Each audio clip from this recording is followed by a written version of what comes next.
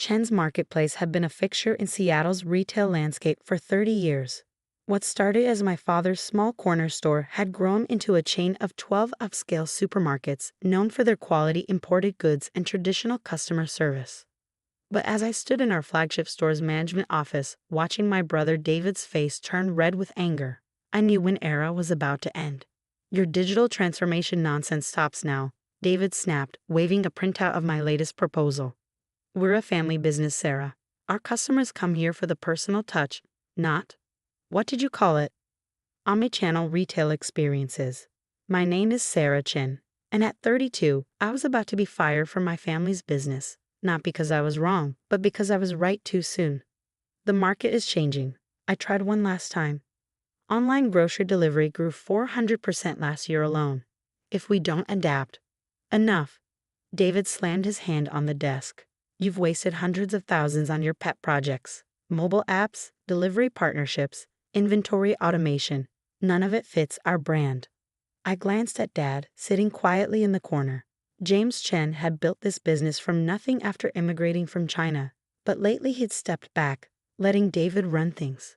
My brother had always been his golden child, the one who thought exactly like him. "Dad," I said softly, "you taught us that innovation keeps businesses alive. Remember when you revolutionized Asian grocery imports in the 90s? This is the same thing.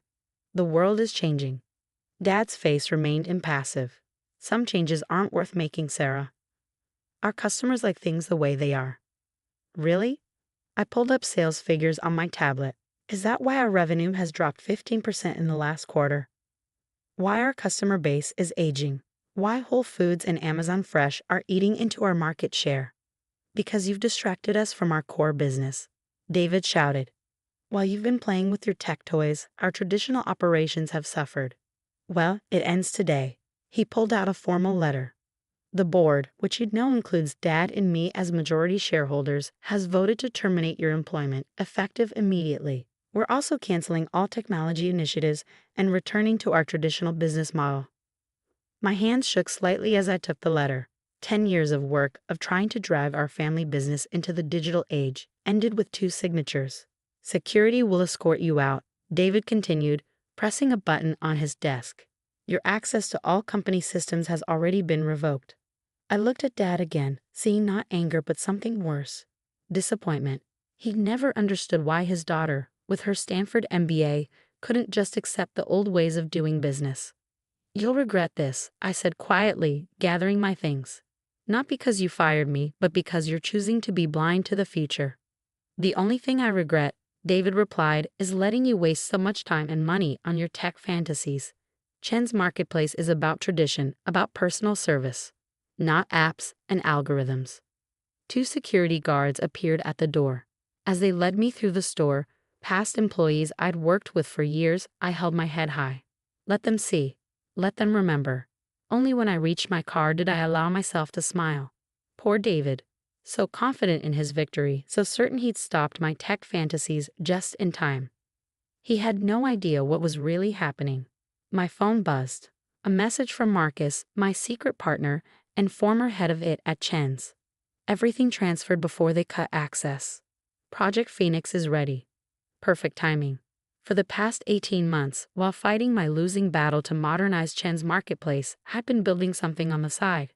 A new kind of retail platform that combined the best of traditional grocery with cutting-edge technology. Every failed proposal to my family had actually been a test run. Every rejected innovation refined and improved in secret.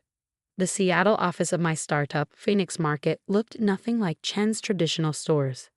Housed in a converted warehouse, it hummed with the energy of developers, data scientists, and retail innovators. The space my family would have called industrial and cold was actually the command center of a retail revolution.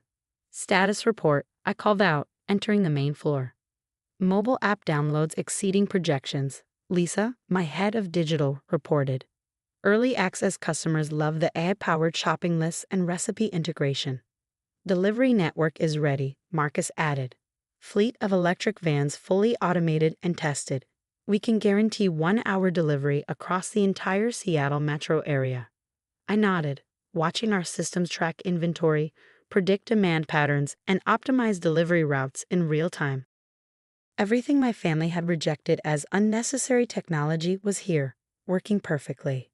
What about the Amazon integration? I asked. Conference call in 10 minutes, Marcus grinned. Their exec team is excited. Nobody's ever pitched them a partnership quite like this. While Chen's Marketplace struggled to compete with Amazon Fresh, I developed a different approach. Instead of fighting the e-commerce giant, we become their premium local partner, handling specialty and ethnic groceries through their platform while maintaining our own independent operation. My phone buzzed again. A news alert about Chen's Marketplace's latest quarterly results. More declining sales, more lost market share. The stock price was dropping as investors worried of the company's failure to adapt to changing market conditions. Sarah, Marcus appeared at my office door. Your brother's on CNBC right now talking about their return to traditional values. I turned up the volume, watching David defend his decision to abandon all digital initiatives. Chen's Marketplace is about personal service, about knowing our customers, he declared proudly. We're not going to chase tech trends at the expense of our core values. The interviewer pressed him, but with online grocery delivery growing exponentially, how will you compete?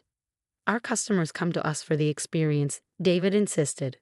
They want to select their own produce, to talk to knowledgeable staff. You can't replicate that online. I smiled, thinking of our AI-powered product recommendation system that knew customers' preferences better than any human could.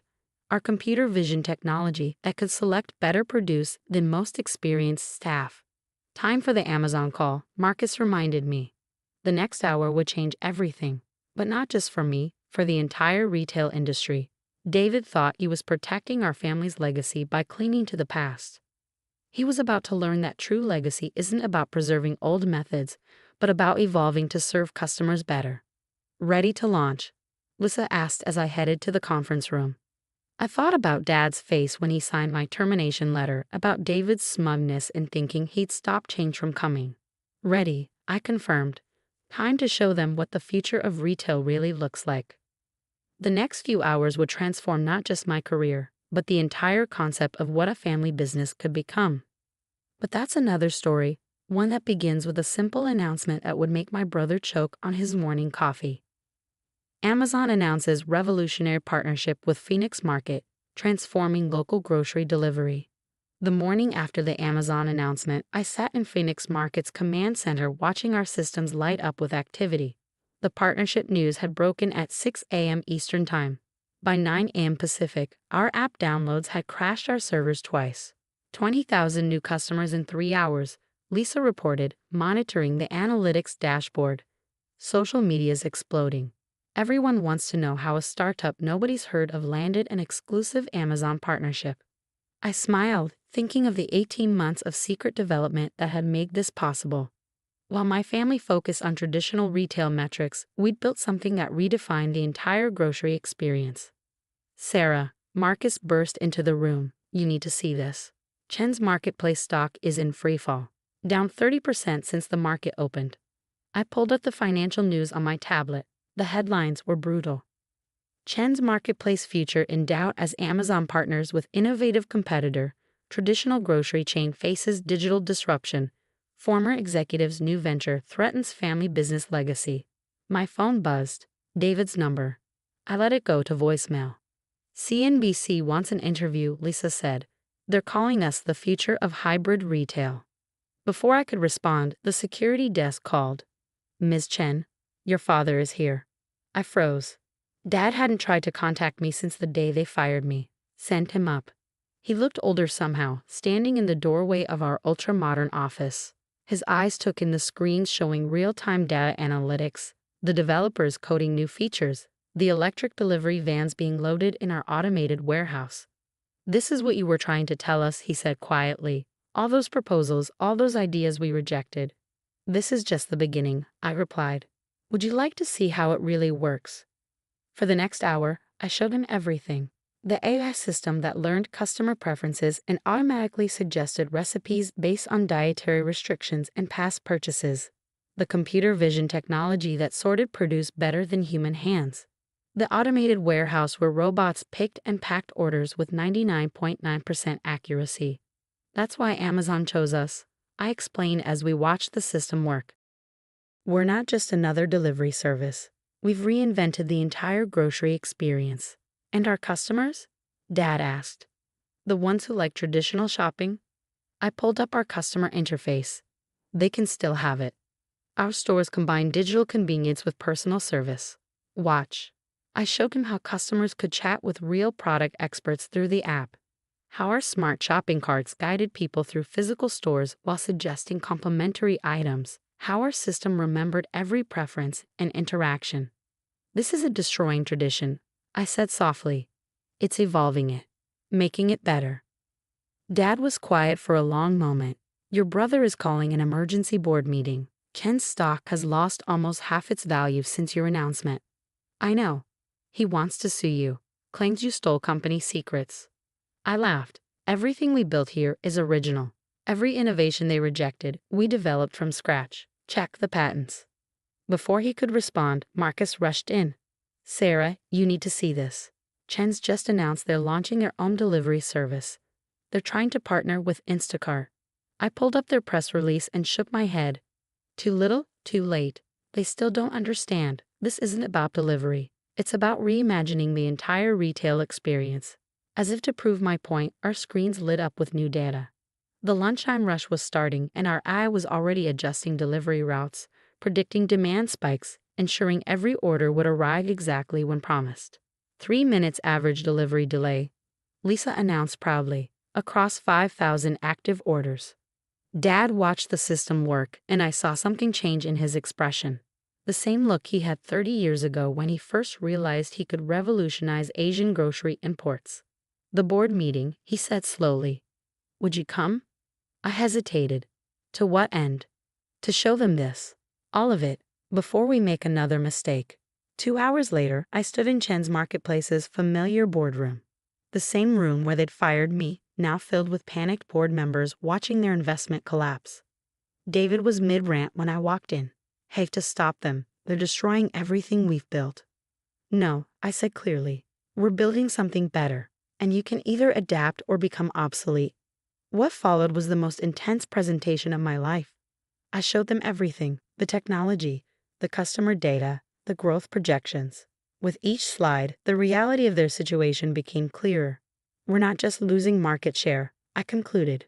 We're losing the future. Every day you cling to outdated methods, you fall further behind. So what's your point? David snapped. You've won. Come to gloat. I've come to offer a partnership. The room went silent. Phoenix Market has the technology and innovation. Chen's Marketplace has the brand recognition and supplier relationships. Together, we could dominate the market. A merger? One board member asked. A transformation, I corrected.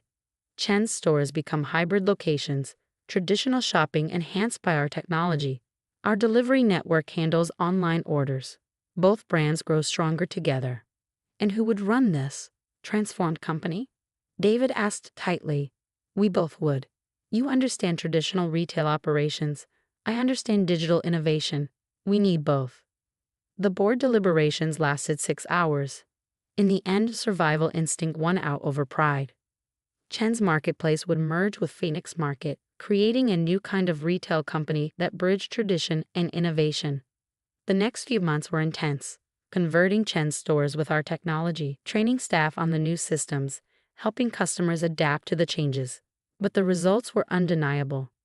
Sales grew 200% in the first quarter. Customer satisfaction hit record highs. The stock price recovered and then soared as investors recognized the potential of our hybrid model. David struggled at first, but eventually found his groove running our premium in-store experiences. Turned out he was right about some customers wanting personal service. He just hadn't understood how technology could enhance rather than replace it. Dad spent more time in the business than he had in years, fascinated by how we'd reinvented his original vision. You saw the future, he told me one day. Just like I saw the potential in imported groceries 30 years ago. I forgot that innovation doesn't stop. 1 year after the merger, I stood in our flagship store, now a showcase of how traditional retail and cutting-edge technology could work together. The historic Chen's Marketplace sign hung above our smart shopping carts. Customers chatted with knowledgeable staff while our eye offered personalized recommendations through their phones. "Excuse me," an elderly customer approached. "Are you Sarah Chen, the one who made all these changes?" I nodded, slightly nervous. Many of our longtime customers had initially resisted the digital transformation. "I just wanted to say thank you," she smiled. "I still come in to shop because I love the atmosphere, but I use your app for deliveries when my arthritis acts up. It's the best of both worlds." That's when I knew we'd succeeded, not just in saving the family business, but in making it better. We hadn't destroyed tradition, we'd helped it evolve. Last week, a young entrepreneur asked my advice after a retail conference. "My family's business is struggling with digital transformation," she said. "They're afraid of losing their identity." I showed her our flagship store's command center, where traditional retail expertise merged seamlessly with cutting-edge technology. "Innovation doesn't mean abandoning your roots," I told her. "It means helping them grow in new directions. Sometimes the best way to honor tradition is to help it evolve." David joined us in the command center, now comfortable among the screens and data flows. "Tell her about the time you got fired," he grinned, "and how it was the best thing that ever happened to the family business." We'd come a long way from that day in the boardroom. The company continued to grow and innovate, but now we did it together. Tradition and technology, past and future, family and progress all working in harmony. As I write this from my office overlooking our hybrid retail operation, I think about how far we've come.